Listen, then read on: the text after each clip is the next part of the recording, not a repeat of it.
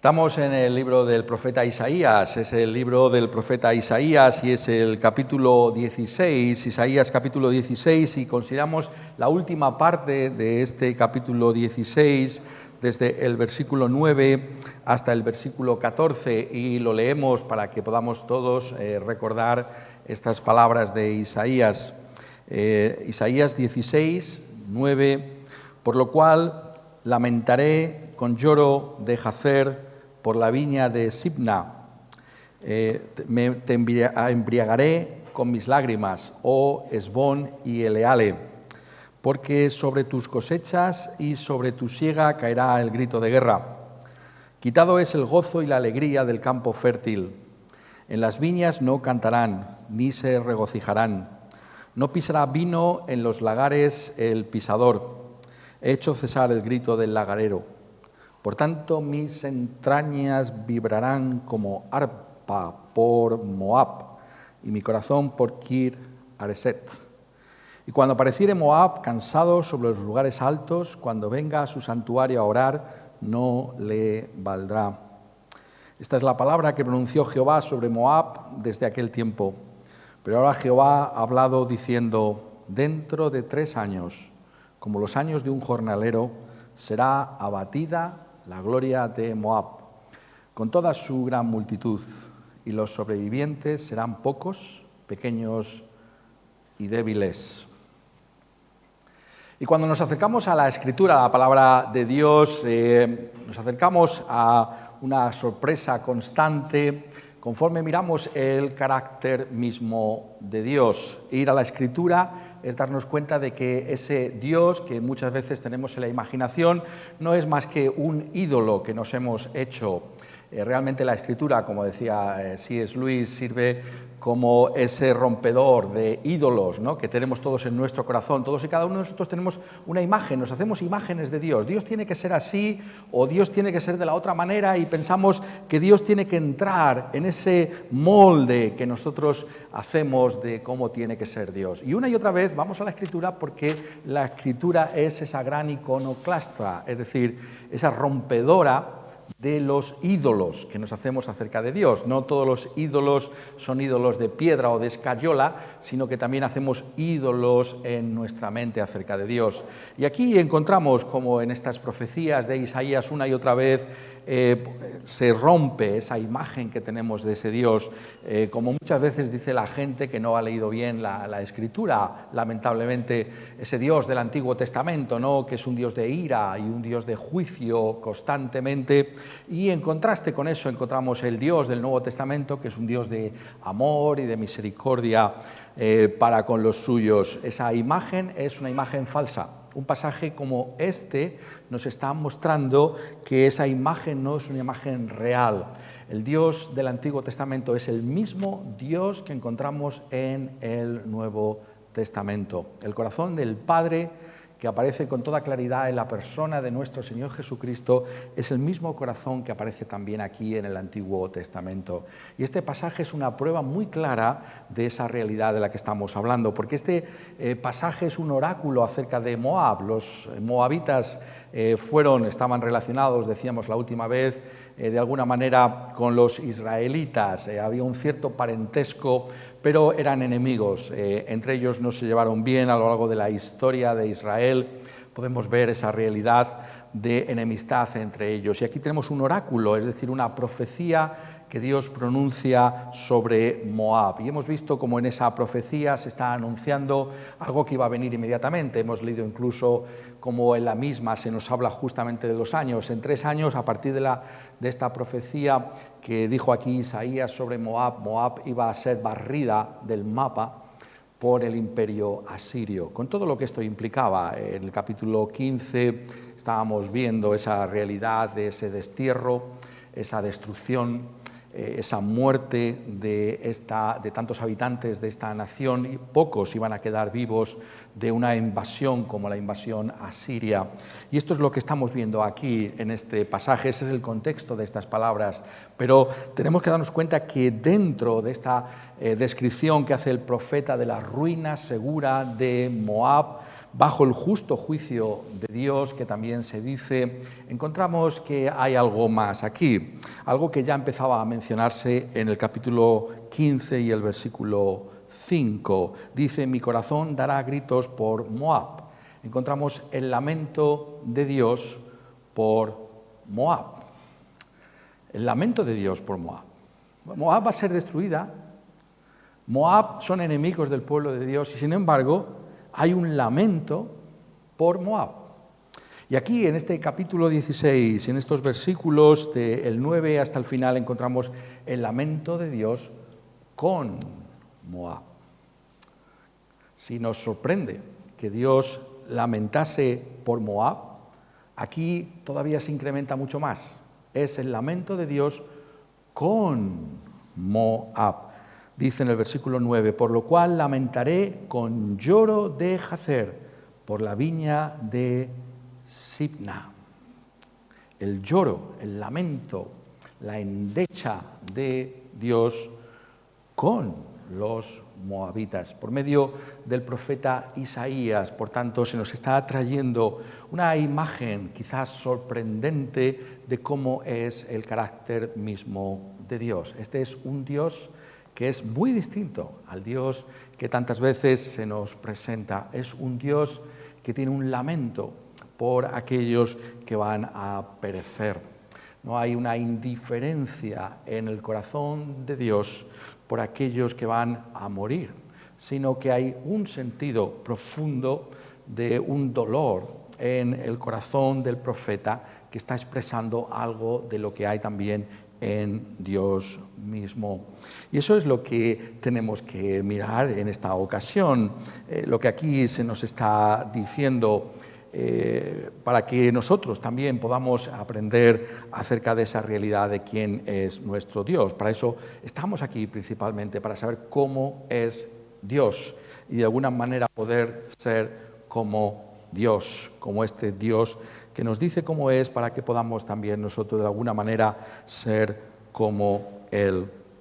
Y entonces lo que encontramos aquí en este pasaje es esa descripción amplia, estamos diciendo no solo de la destrucción, no solamente del exilio de Moab, sino del carácter de Dios cuando estas cosas han de acontecer. Dice, lamentaré con lloro de Jazer por la viña de Sibna, y es muy curioso que Reina, precisamente el traductor, Casio de Reina, dice, te embriagaré con mis lágrimas, oh Esbón y Eleale, porque sobre tus cosechas y sobre tu siega caerá el grito de guerra. Quitado es el gozo y la alegría del campo fértil, en las viñas no cantarán ni se regocijarán, no pisará vino en los lagares el pisador, he hecho cesar el grito del lagarero. Y con toda claridad aquí, incluso si hacemos una lectura superficial, nos damos cuenta de que esta era una cultura del vino, una cultura vitivinícola, ¿no? Realmente como algo lo que tenemos aquí en La Mancha, podemos identificarnos perfectamente con esos moabitas, ¿no? ¿Cuál era el orgullo, cuál era la gloria de Moab? Pues son sus viñas, ¿eh? Y el profeta, que como estamos diciendo constantemente, no solamente es un profeta, sino que también es un poeta, incluso elige, cuando habla de las lágrimas, dice, te embriagaré de las lágrimas. ¿Por qué? Porque quiere seguir comunicándonos todo este lenguaje vitivinícola, ¿no? Para que podamos darnos cuenta realmente de cuál es el corazón de Dios en cuanto a esa cultura. Sabemos también, se nos dice en el resto del pasaje, que ellos también se ufanaban de sus ganados. Era una sociedad ganadera, pero una sociedad también que estaba centrada en el viño. Pero todo esto va a ser destruido completamente.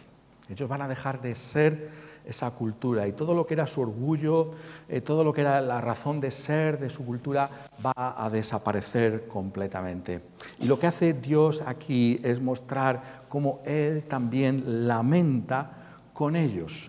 Lo primero que encontramos aquí es esa identificación de Dios con los moabitas, por lo cual lamentaré con lloro de Jazer por la viña de Sibna. Hay una identificación del corazón de Dios a través de Isaías con ellos. No le da igual, se pone a su lado. Lo que vais a sufrir vosotros también me afecta a mí. No solamente es algo que yo tengo aquí para describir, sino que yo me identifico, busco hacerlo con lo que está pasando, ¿no?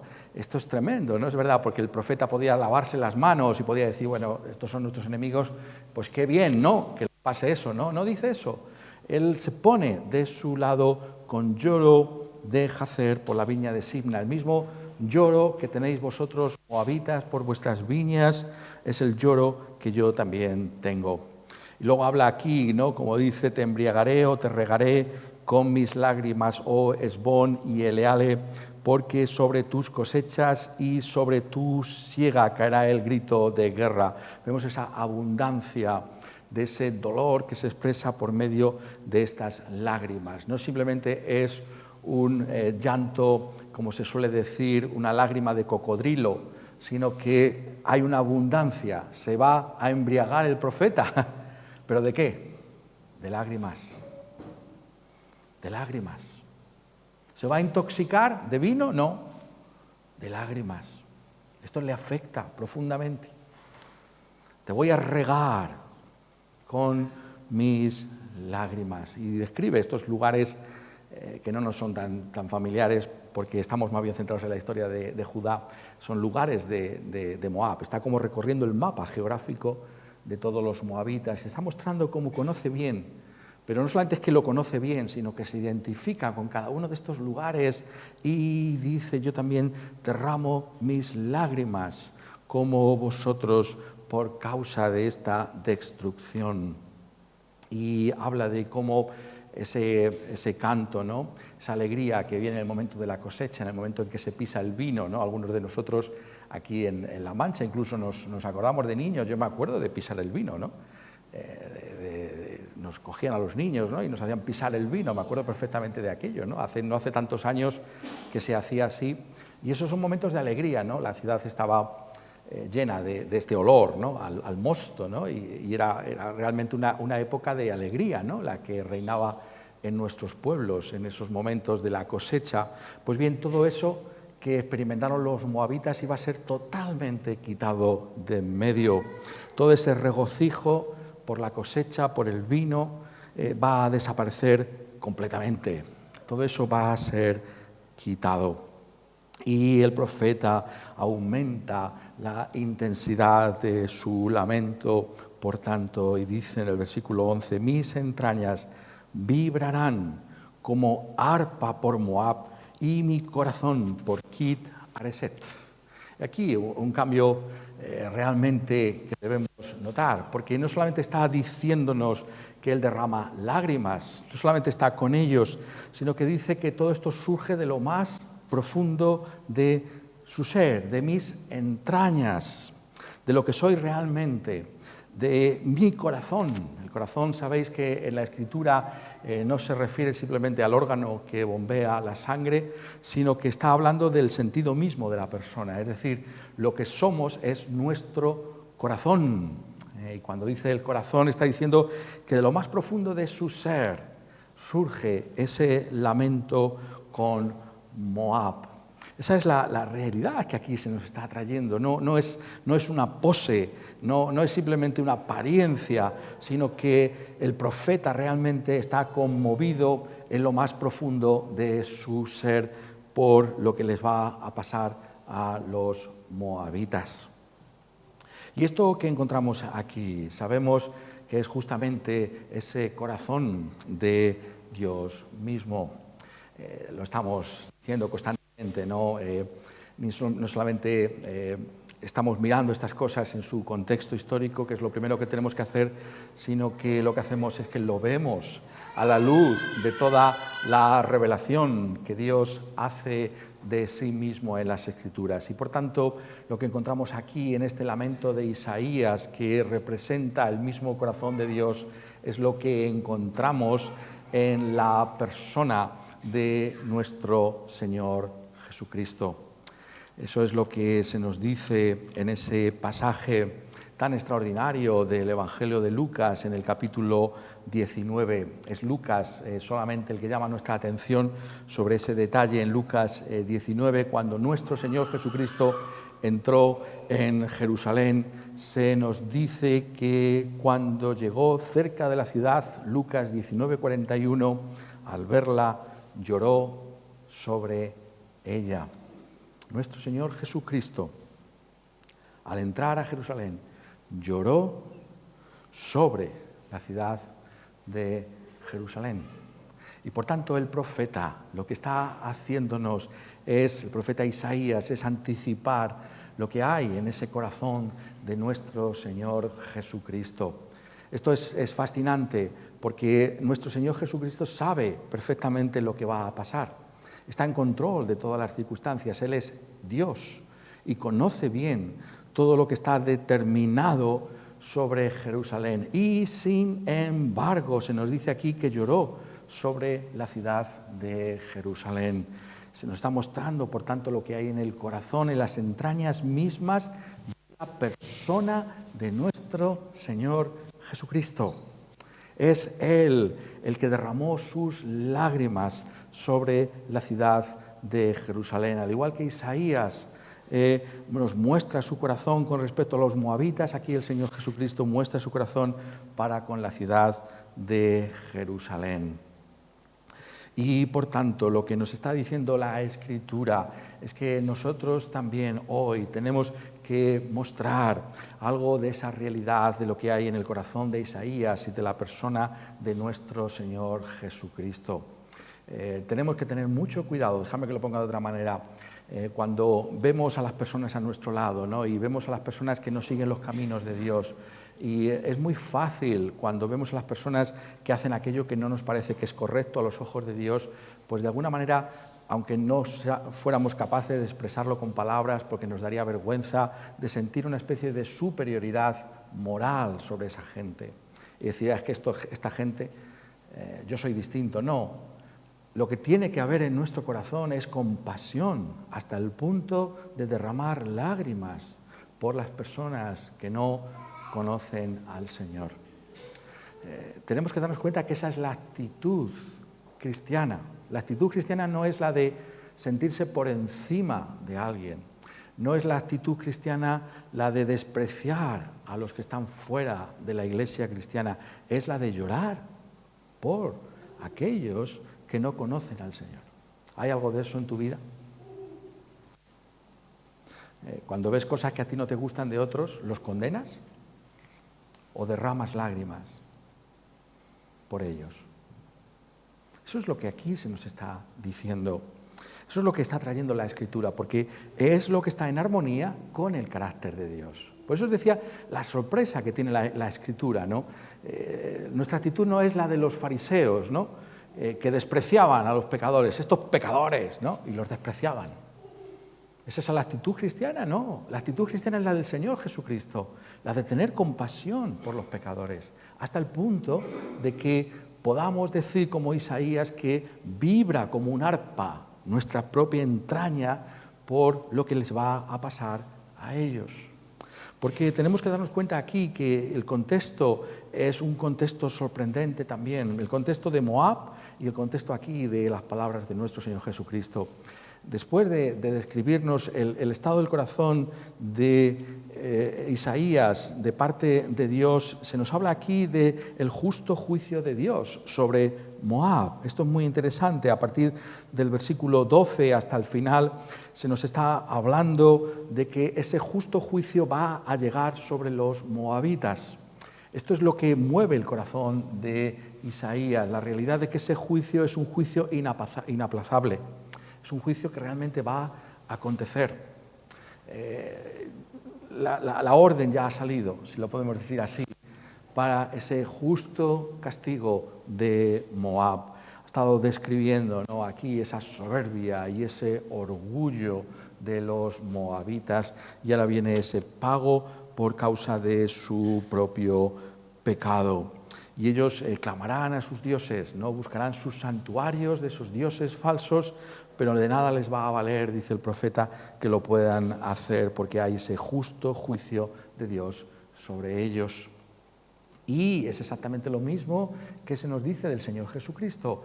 La ciudad de Jerusalén va a ser destruida. Sabemos que no fue destruida inmediatamente, como aquí se dice de Moab en 3 años, sino que pasaron algunos años, fue el año 70, ¿no? Este es un dato histórico extraordinario, ¿no? Como en el 70 las tropas del general Tito arrasaron la ciudad de Jerusalén, como aquí se nos está diciendo por parte del Señor Jesucristo que iba a acontecer. Aquí Jesús, si lo puedo decir así, funciona como un profeta, porque nos está diciendo con toda claridad lo que ha de acontecer, porque vendrán días sobre ti, dice Jesús en el versículo 43, cuando tus enemigos te rodearán con vallado y te sitiarán y por todas partes te estrecharán y te derribarán a tierra y a tus hijos dentro de ti, y no dejarán en ti piedra sobre piedra, por cuanto no conociste el tiempo de tu visitación.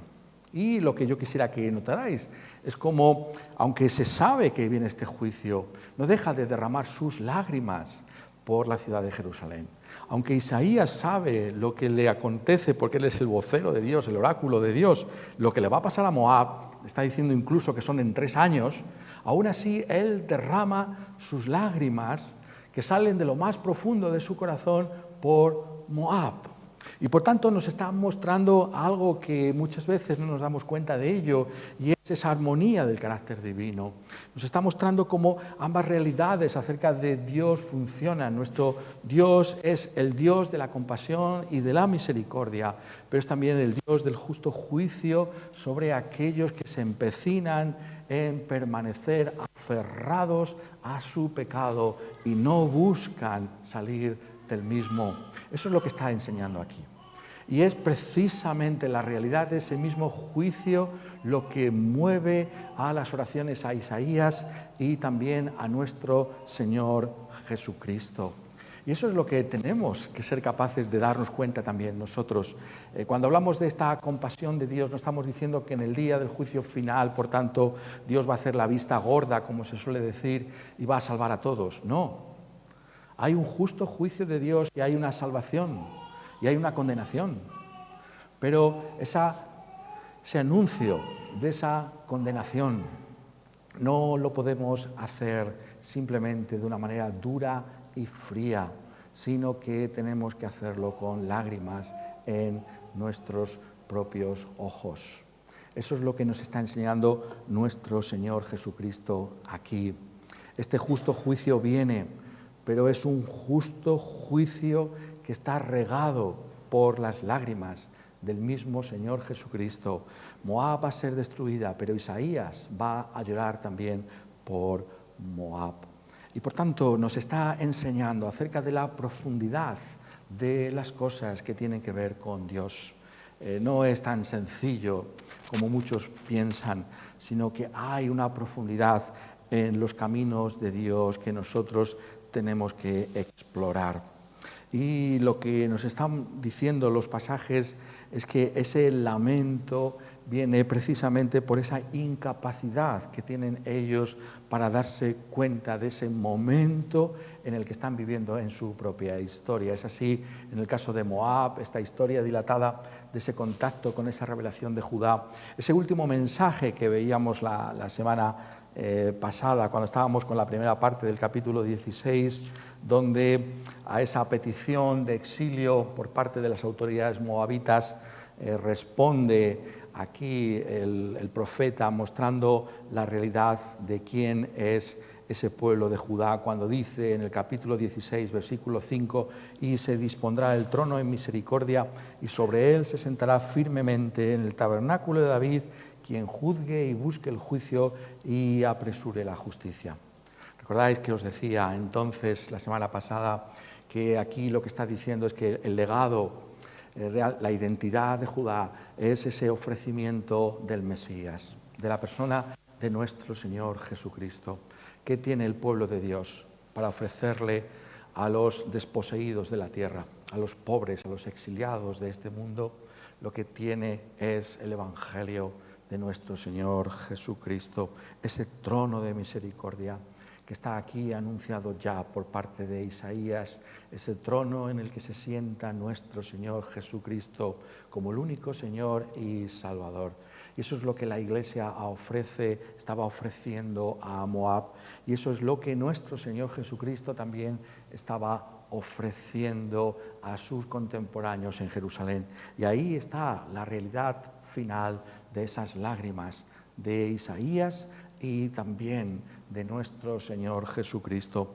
El hecho de que ellos no fueran conscientes de lo que implica rechazar al Señor Jesucristo. Porque esa es la mayor tragedia de todas. Podemos sufrir muchas cosas en esta vida y podemos llorar por muchas circunstancias que nos acontecen en esta vida. Pero la mayor tragedia de todas es la de no reconocer, como dice aquí el Señor Jesucristo, el día de la visitación. Reconocer que estás viviendo bajo el anuncio del Evangelio, ese Evangelio que te puede salvar, ese Evangelio que tiene una promesa para esta vida y para la venidera. Y que no aprecies y no recibas al Señor Jesucristo mientras todavía hay tiempo para volverse al Señor. Eso es lo que nos está diciendo estos pasajes. La tragedia del ser humano, la tragedia de esta humanidad es que están oyendo el Evangelio, pero no reciben al Señor Jesucristo. Tú estás oyendo estas cosas, vas a recibir a Cristo Jesús, vas a conocer, como dice aquí el Señor Jesucristo mismo, ese tiempo de la visita de Dios a tu vida, porque cada uno de nosotros puede decir que puede tener esa visita de Dios. Dios está aquí en medio de los atrios de su pueblo. Cuando se anuncia su palabra, aquí está el Espíritu Santo, aquí está la iglesia del Señor y aquí está Cristo viniendo y diciéndote: reconcíliate ahora, mientras hay tiempo para la salvación. No lo dejes para mañana. Vuélvete ahora, reconoce tu pecado y acude a la persona del Señor Jesucristo para ser salvo. Eso es lo que nos está diciendo un pasaje como este, porque está expresando, como estamos diciendo, el mismo corazón de Dios. Es el lamento del que aquí se está hablando, es el lamento de Dios mismo. Es el lamento que está expresando lo que en palabras dice también el profeta Ezequiel, cuando en el capítulo 33 y versículo 11 dice: vivo yo, dice Jehová el Señor, que no quiero la muerte del impío, sino que se vuelva el impío de su camino y que viva. Volveos de vuestros malos caminos. ¿Por qué moriréis, oh casa de Israel? Ese es el corazón de Dios. ¿No te vas a arrepentir de tus pecados? Vuélvete ahora. Porque Dios no quiere la muerte del impío, sino que se arrepienta y se vuelva de esos caminos de maldad. Vuélvete quien quiera que seas, que no conoces al Señor Jesucristo, porque todavía hay ese tiempo de misericordia para todos aquellos que clamen a Él ahora. O como dice también en el Nuevo Testamento, en la epístola a los Romanos, el apóstol Pablo, cuando ha hecho ese catálogo terrible de los pecados que afligen a la humanidad toda, a todos nosotros que somos pecadores, somos hijos de Adán también, todos nosotros, y por tanto estamos envueltos en una humanidad rebelde y pecadora y conocemos esa realidad del pecado en nuestra propia vida. Pero dice en Romanos 2:4: ¿o acaso menosprecias las riquezas de su benignidad, paciencia y longanimidad, ignorando que su benignidad te guía al arrepentimiento? Dios en su bondad te está guiando a que te arrepientas de tus pecados, a que digas: Señor, sálvame a mí también, porque es por bondad que Dios te llama al arrepentimiento, porque Dios no va a condonar el pecado. Esto tiene que quedar muy claro.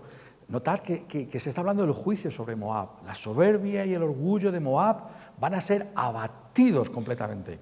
La ciudad de Jerusalén va a ser reducida al polvo porque rechazó al Mesías. Y lo mismo acontecerá contigo. si tú rechazas el Evangelio, vendrá el desastre finalmente. Pero ahora es el tiempo de la benignidad. ¿Por qué? Porque Dios te avisa.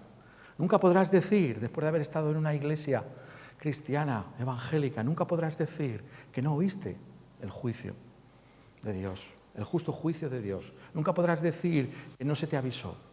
Pero sobre todo, en una ocasión como esta, nunca podrás decir que no oíste que el corazón de Dios está detrás de ese llamamiento al arrepentimiento.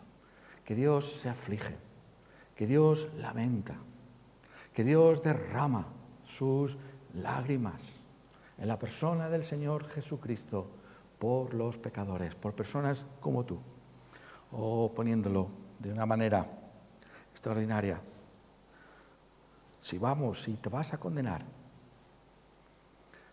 lo harás pisoteando las mismas lágrimas del Señor Jesucristo, por encima de las lágrimas de tu Creador.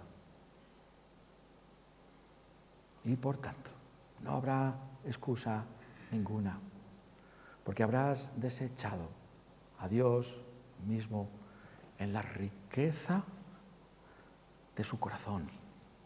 Ese corazón de un Dios santo, que es el que nos presenta Isaías, de un Dios de juicio justo sobre la soberbia y la altivez de Moab, el gran pecado. Ese es el gran pecado. Hay otros que piensan que hay otros pecados más terribles, pero el gran pecado es la soberbia, la altivez, el no querer dar tu brazo a torcer y empeñarte en tus caminos que van contra Dios. Pero hoy es el día de esa misericordia. Hoy es el día de ese llamamiento que Dios hace para que nosotros también, a la luz de la Escritura, podamos volvernos a este Dios incomparable. Habrá un Dios como este al cual puedas volverte. Hay un Dios como este que derrama sus lágrimas sobre los impenitentes, sobre los pecadores.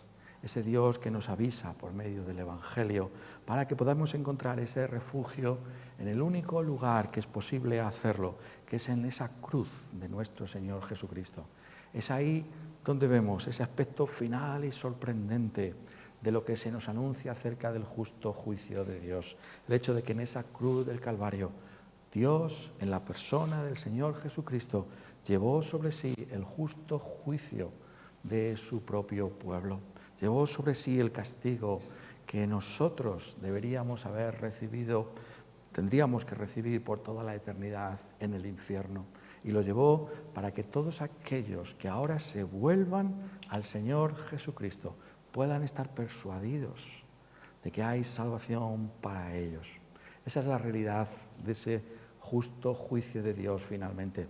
Es Jesús el que bebe y apura completamente ese cáliz que le fue dado por su propio Padre, para que nosotros ahora podamos estar persuadidos de que sí, formamos parte de los pecadores, somos como los moabitas, somos altivos y soberbios, somos orgullosos, pero si nos arrepentimos, si nos volvemos, también para nosotros hay esa salvación en la persona del Señor Jesucristo, aquel que lloró por los pecadores, aquel que ha venido a salvarnos, porque eso es lo que hay en su corazón. Pues quiera Él que todos los que estamos escuchando estas cosas podamos decir: Señor, yo acudo a ti, yo me refugio en ti, para que tú seas mi Salvador, ahora y para toda la eternidad.